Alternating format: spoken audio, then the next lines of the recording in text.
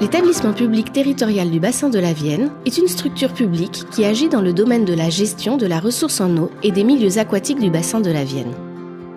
La Vienne prend sa source sur le plateau de Millevaches, en Corrèze, et se jette dans la Loire, dont elle est l'un des principaux affluents, après avoir parcouru près de 380 km. Les paysages de son territoire sont très variés. 17 000 km de cours d'eau traversant 2 régions, 8 départements, 826 communes et alimentant plus d'1 million d'habitants.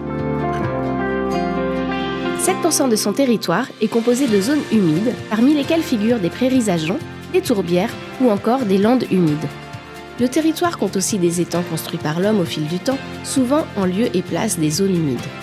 Le développement des engins de terrassement, combiné à l'avènement des loisirs, a conduit à multiplier par 8 le nombre de plans d'eau entre 1950 et 2018.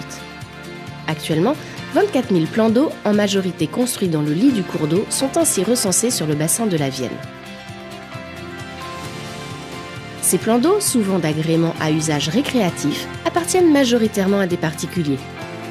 Ils peuvent également servir à des usages économiques tels que l'agriculture ou la pisciculture, ou d'intérêt général comme la sécurité incendie. S'ils font partie du patrimoine et en sont des éléments constitutifs du paysage, leur abondance peut néanmoins générer des impacts sur les milieux aquatiques et la ressource en eau. Ces impacts sont amplifiés par les effets du dérèglement climatique. Les conséquences du dérèglement sont multiples.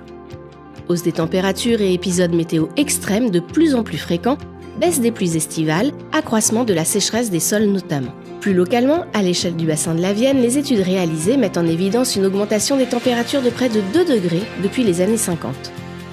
Le nombre de jours de gel diminue, 2 à 3 jours de moins tous les 10 ans.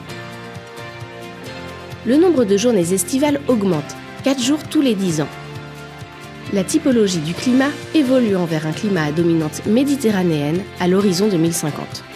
Sur 30 ans, la quasi-totalité des cours d'eau du bassin de la Vienne sont concernés par une baisse marquée des débits d'étiage, débit minimum observé généralement l'été. Ces diminutions des débits atteignent jusqu'à moins 25%, notamment sur l'amont du bassin. Compte tenu de l'évolution actuelle et en fonction des scénarios d'émissions de gaz à effet de serre pris en considération, les modèles climatiques prévoient une augmentation de la température sur le bassin de la Vienne jusqu'à plus de 2 degrés par rapport aux températures actuelles et une diminution des débits d'étiage allant jusqu'à moins 50% par rapport à aujourd'hui. L'une des conséquences de l'augmentation de la température est l'amplification de l'évapotranspiration. L'eau liquide sur Terre se trouve dans le sol, le sous-sol, les organismes vivants, en particulier dans les plantes et toutes les eaux de surface.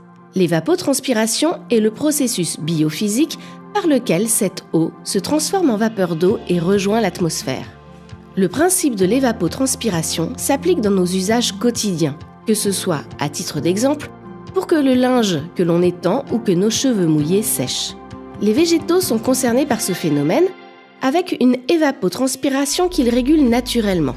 Néanmoins, lors de stress hydrique, durant la période estivale, les stomates des feuilles se ferment pour éviter une perte d'eau trop importante et assurer la survie de la plante. L'évapotranspiration diminue jusqu'à devenir quasiment nulle. Dans le cas des retenues d'eau dont les étangs, c'est différent. L'évapotranspiration s'effectue tant qu'ils contiennent de l'eau. Le phénomène s'inscrit dans la durée et n'est pas régulable tant que de l'eau est à la surface. De plus, plus l'air est sec, plus l'eau s'évapore vite. D'autres paramètres comme le vent accentuent le phénomène. Le phénomène d'évaporation s'amplifie. En effet, pour un étang d'une surface de 1 hectare, le volume évaporé équivaut à 24 bouteilles de 1 litre en 1 minute, 120 en 5 minutes et 14 400 sur une journée, considérant 10 heures d'évaporation par jour. À horizon 2050, les projections climatiques prévoient une hausse de 10 à 15% de l'évapotranspiration en fonction de la saison. La surévaporation d'un plan d'eau correspond à la différence entre le volume évaporé au niveau de l'étang et le volume évaporé au niveau d'une prairie de la même surface. En cumulé, le volume en période estivale surévaporé au niveau des plans d'eau du bassin de la Vienne est supérieur au volume d'eau consommé par l'ensemble des usages domestiques, agricoles et industriels.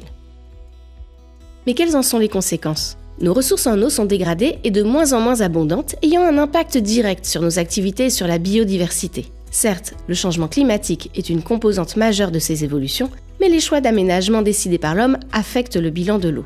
La présence de plans d'eau génère de multiples impacts. La situation suivante est régulièrement observée. Le débit amont n'est pas conservé à l'aval en raison du volume évaporé par le plan d'eau. Une mauvaise gestion des étangs cause d'autres problématiques menaçant la qualité de la ressource en eau, avec par exemple une augmentation de la température du cours d'eau aval, jusqu'à 8 degrés entre l'amont et l'aval d'un étang non aménagé qui barre un cours d'eau, ainsi qu'une faible dilution des polluants.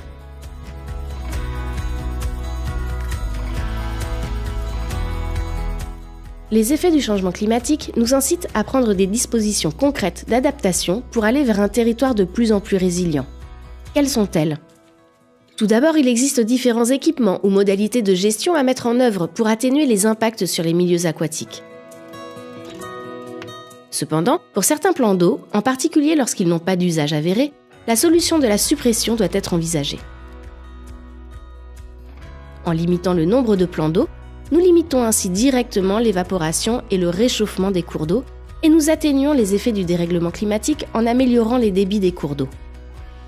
Autre avantage, la suppression permet très souvent de rétablir une zone humide qui, à la différence des plans d'eau, va emmagasiner de l'eau lorsque la pluviométrie est abondante et la restituer naturellement et progressivement aux cours d'eau voisins, en particulier en été.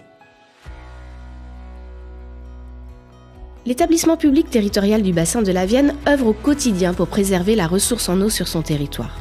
Les solutions sont proposées pour accompagner techniquement, administrativement et financièrement les propriétaires volontaires pour supprimer leurs plans d'eau. Cette action présente de multiples intérêts, tant sur la quantité que sur la qualité de l'eau, sur le bon fonctionnement des milieux aquatiques et permet d'atténuer les conséquences du changement climatique.